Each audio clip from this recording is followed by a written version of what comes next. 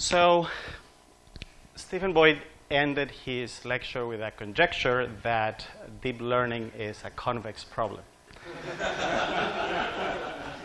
So I'll try to either prove or disprove the conjecture in the lecture. But before I do that, I thought I would give a brief and very short historical summary of Shankar's contributions to computer vision. And I actually have no idea exactly when Shankar started to do computer vision. I came here in 1998, so I presume that it was maybe 95 or so.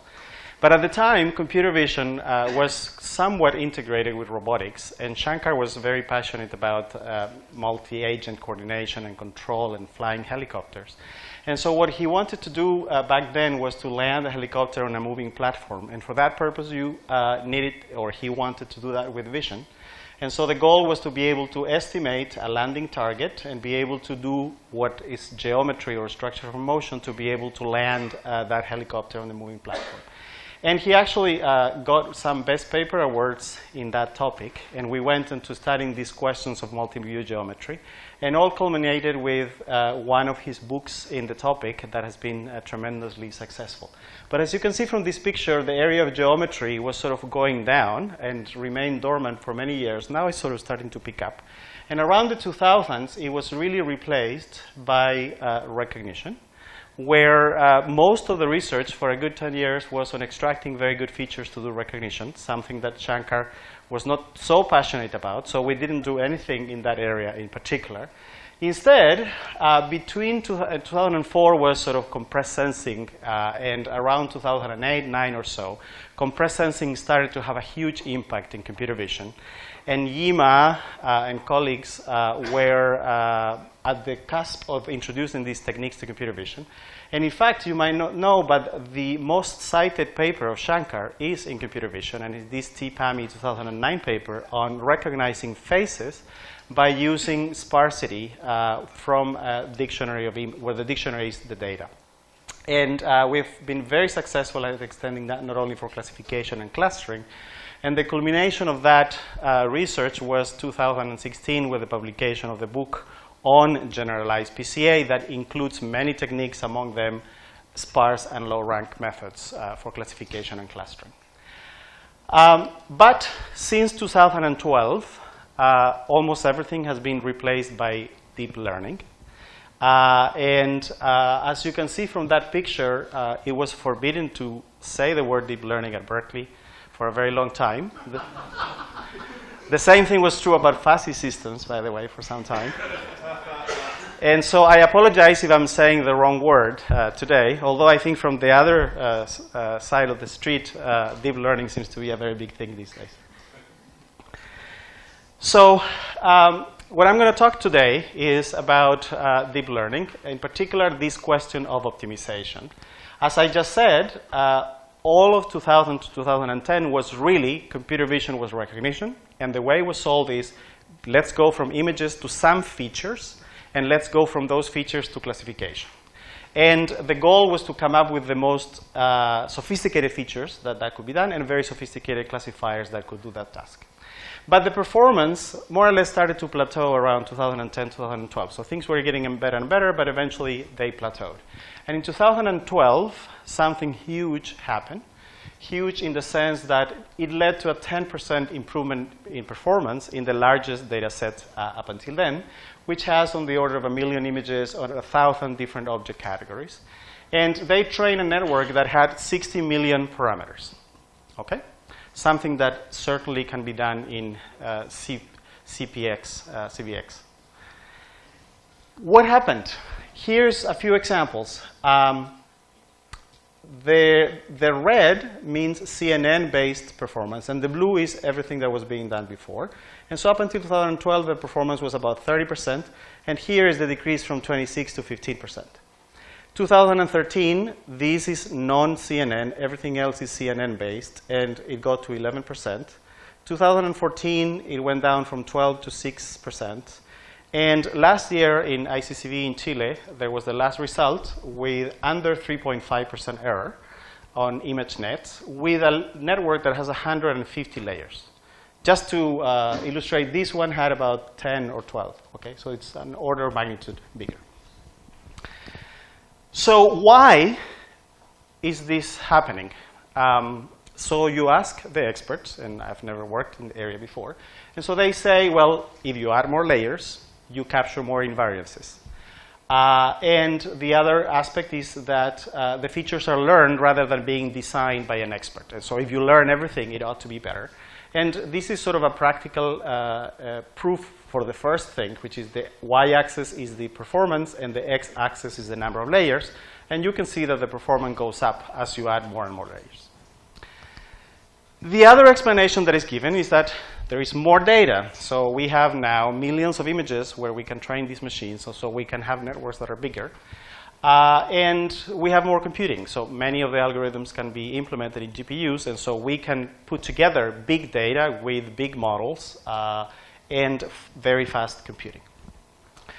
But from a theoretical perspective, these explanations, are all practical. You can verify them in experiments, but there is no mathematical theory that justifies these findings. And so one interesting work from the group of Stefan Malat is this idea of the scattering transform that connected deep learning with wavelet transforms, and actually showed that you can capture more and more invariances as you add more layers. There's been recent work showing that networks that have Gaussian weights, they have the property that you would like, that different classes get more separated, and the data within each class get closer together, although the results are sort of probabilistic in nature.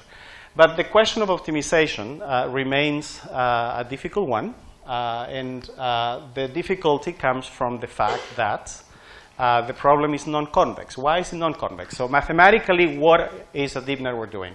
So you've got the input data, which in this case is an image, and I'm representing that image with that letter V over there. What you do is that you apply some linear transformation from here to there. Typically, today is convolution, but any convolution can be represented by a linear transformation. So I'm going to write everything as matrix multiplication really here. So x1 represents the weights or the linear transformation that goes from the first layer to the second layer. It's parameterized by those weights over there.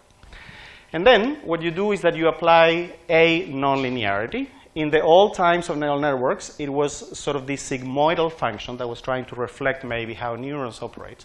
But these days, it's been replaced by this so-called rectified linear unit, which essentially is 0 if it is negative, and the identity if it is positive. Okay? And then you repeat the process. So you have another set of weights, another nonlinearity, another set of weights, and another nonlinearity. Another piece of the nonlinearity that I didn't mention is called max pooling, which is simply to take a small region and take the maximum response. Okay? So what is the training problem? What is the optimization problem? What you want to do is to compare this phi, which is a map of the network weights, layer 1, layer 2, layer k. That map phi, you want to compare it to the labels that are given during training, and the comparison function is that function L, the loss function. The most typical loss function being used is just the square loss, sum of the square of the errors. And what you want is that representation to have some properties, so ideally you would like to regularize that learning problem by putting some penalty on the weights. Today, in many cases, actually, there is no penalty. The most common networks have no penalty, or the most common penalty is just the sum of the square of the weights. Okay, that's the typical thing that is being used.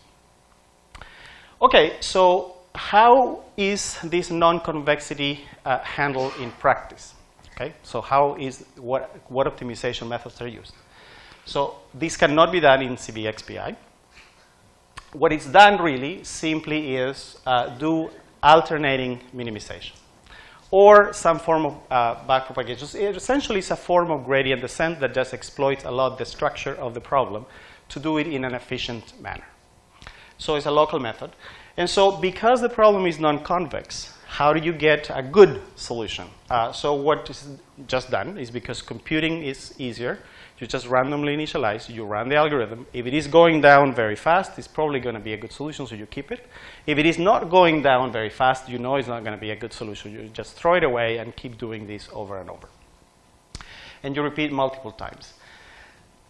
people in practice have observed a few mysteries. So one important mystery is that you can have, once you train, you could converge to networks that have very different weights, yet the classification performance is about the same. Okay? Another is that people have observed that these rectified linear units sort of work better in practice than the sigmoids. That's another phenomena. And the explanation that is given is always sort of very practical. They say, well, because you're computing lots of gradients, you know, the gradients sort of saturate here. So eventually you just have a lot of zero gradients. With this one, they don't saturate, so it ought to work better. You don't get stuck, maybe. That's sort of the practical explanation that is given. Another phenomena that people observe sometimes is that if the networks are really big, you end up with some weights that are equal to 0. But what is the explanation for this phenomenon? So what Ben Hafele, who is a former student of mine, has been able to show is the following. So let's consider this just as an optimization problem. And let's make the following assumptions, which are not too strong, in fact. The first one is that the loss function is convex with respect to the second argument. The second argument is the output of the network. So this doesn't say that it's convex on the weights of layer 1, layer 2, layer 3. Okay? It just is convex on the output. So in fact, this is true of the current L2 square loss that is used. Okay? It's strongly convex. It's the simplest. So this is not saying too much. The other one maybe is a little bit of a limitation. We assume that it's differentiable. Again, the square loss is evidently differentiable. But if you use maybe L1 loss or something else, maybe it's not. Okay. The second one is that this phi map, which is the output of the network as a function of the weight, satisfies this property of being positively homogeneous. What does that mean? It means that if you scale the weights of the first layer by a scalar, the same thing for the second layer, the same thing for the kth layer, that scalar comes out to a certain power. Okay? That's what it means. Is that true? Actually, and this is actually what's very, very interesting here. As it turns out, that function, that rectified linear unit, the maximum between 0 and x, is positively homogeneous of degree 1. Because if you scale x, the scalar will come out. A property that is not true of that sigmoid. The max pooling, which is that other operation I told you, which is just take the maximum number of variables, is also positively homogeneous of degree 1. Okay? Notice the word positive is homogeneous but with respect to non-negative scalars. It's because there is precisely because there is this maximum operation. Because if you multiply by a negative scalar, the maximum would be flipped. So that's why it's not just homogeneous, but it needs to be positively homogeneous. Let me go back briefly to the other equation that I had here. What about the other thing? So for the time being, forget about the nonlinearities, right? Okay, what is this? It's just matrix multiplication. It's V times x1 times x2 times x3 times xk. What is that? That's multilinear. So it is homogeneous of degree k, where k is the number of layers. And so because you have the composition of something that is multilinear with nonlinearities that are of degree 1, this whole map is homogeneous of degree k, where k is the number of layers. Okay, so it's a property that is true of current neural networks, but the class of positively homogeneous functions is much more general, and it includes, in particular, matrix multiplication. It includes tensor factorization problems. It includes dictionary learning problems, and it includes deep learning as a particular case. The other interesting assumption is that we also require that map theta, the regularizer on the weights, to be also positively homogeneous of the same degree. And this is something currently not done at all in deep learning. Either people use no regularization, or they use something non-traditional for regularization, or they will use just the square. But what this theorem is predicting is that if you have k layers, you should be using something of degree k, as opposed to degree 2, which is what everybody would use. Okay? So by the way, today, most networks use something called dropout, which is not within the framework. So here is the first theorem, stated very loosely. It simply says that if you find a local minimum for this non-convex problem, and that local minimum has the property that some of the entries are 0, which ones, it will be a little bit more technical to explain, then that local minimizer is guaranteed to be global. Okay? And the second theorem says that, in fact, if the size of the network is big enough, I'm being very vague about what size is, and in fact it's very constrained in our framework, but it could be the number of layers, it could be the number of neurons per layer. Okay? Then, if you just do local descent, you can actually reach that global minimizer using a local descent strategy. Now, this theorem doesn't tell you that it's not NP, it may not be NP hard to do so. Okay? So it's just, it just tells you that effectively, pictorially, this is what it tells you. In principle, the objective function could have had flat regions, isolated global minimizers, non-isolated global minimizers, and potentially local maxima, local minima, and saddle points. In reality, if the size is big enough, you can have flat regions, as illustrated here. You can have multiple global minimizers. Some of them may not be isolated. You can still have saddle points, but notice that in this picture there is no local minima. That is not global. Okay. How much time do I have? 2 or 3 minutes. So I'll spend the 2 or 3 minutes trying to explain to you why this is true with the simplest possible case, which is factorizing matrices. I hope I convinced you from before that if you reduce all the nonlinearities and you only have one intermediate layer, you get matrix multiplication, right? And so traditional way to do, you know, compress, actually, all of the nuclear norm and low rank stuff for the last so many years was, given a matrix Y, find a matrix X that is close to Y according to some laws, and then you regularize it by saying, I want it to be low rank as measured by the nuclear norm. Instead of working on the matrix itself, what if I look for a product? I look directly for a factorization of variable size. Given a matrix Y, find 2 factors U and V, and now I put a regularizer here. Okay? This is a special case of a deep network that is a linear deep, with only one intermediate layer. So there is this well-known result that says that the nuclear norm of a matrix is the minimum over all possible factorizations of the sum from 1 to R. R is the number of columns. This is the 2 norm of the ith column of U and the 2 norm of the ith column of V. Okay? So given X, search for a factorization that minimizes this quantity. And that gives you something convex. Okay? This is non-convex. This is all non-convex, by the way. But the left-hand side is a convex function of X. So that's exactly what happens, that you've got a non-convex problem. But now, what you can do is that if you pick the regularizer to be exactly that thing, it's almost as if you were solving this convex problem. The theorem, in fact, says what I said earlier is that if the loss is convex and one's differentiable, a local minimizer such that, okay, I said some things need to be 0. One entire column of U and one entire column of V need to be 0. And the intuition is simply, you are factorizing a matrix, you are allowing the number of columns to be variable. If it is low rank, you can, for sure, eliminate one complete column and set it to 0. Okay? So that's what the theorem of if the size is big enough, things work out well. So you need to optimize over that size, which in this case is just the number of columns of the factorization. So the big intuition is, and the proof for the theorem is as follows, in fact. This thing on the right-hand side is, so this is less than or equal. This is less than or equal to that. So the convex is less than or equal to the non-convex. Because this is convex, you can write conditions for global optimality. For this one, you can only write conditions for local optimality. You can prove that a local minimizer of this satisfies the conditions for global optimality of that. And that's how you get this result. So I will briefly tell you how do you do the optimization now jointly. But effectively, what you need to do is that you just do local descent. Eventually, you arrive at a point like this. Okay? Then you know you are stuck, and it's not.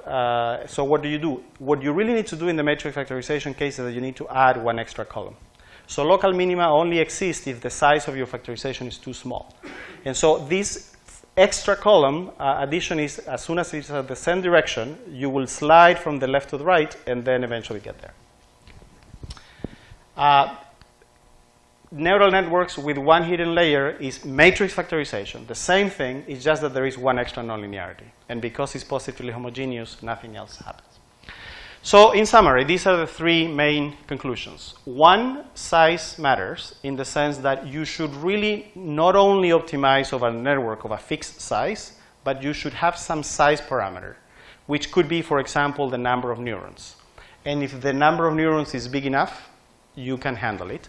Our theorems don't do the full thing yet. So how do you handle a notion of size that is composed both of number of layers as well as number of neurons? We can only handle one size as of now. Second, regularization matters. You have to put a regularizer. It must be positively homogeneous, and it must be of the same degree as the degree of the network. And the next big challenge is tractability. Verifying whether you achieved a local minima or verifying or how you can escape it can be NP hard depending on the regularizers. For some cases, it's polynomial. For some cases, it's NP hard. So finding good regularizers that are good for training networks and give polynomial time algorithms is a next computational challenge. Happy birthday, Shankar.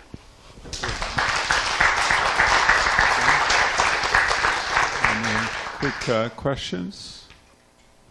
Shankar, it's your show. So, I don't know if Ben is in the audience. Ben Rick is in the audience. Okay. So Ben says that he gives a talk, which you might have heard about, How I Learned to Love Deep Learning. It's the title of the talk.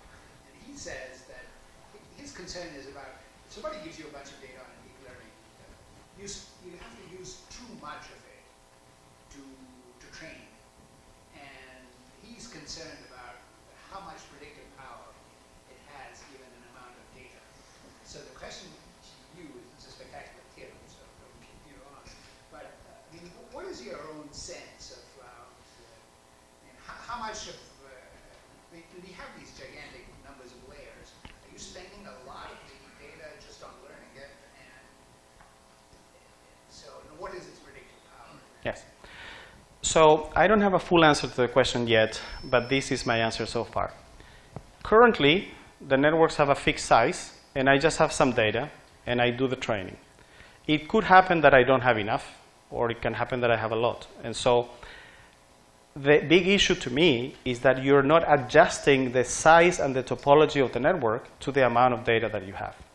So these theorems are all, if the size of the network is big enough, then blah, blah, blah.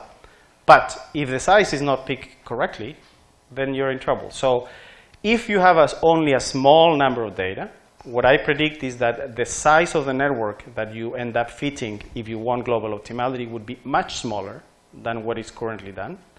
And they will do a very good job at predicting data of that size, but their predictive power for bigger data sets will not be as good. But effectively, that was sort of my first message. You need to optimize over the size as well. Any other questions? All right. Thanks, Rene. Thank you very much.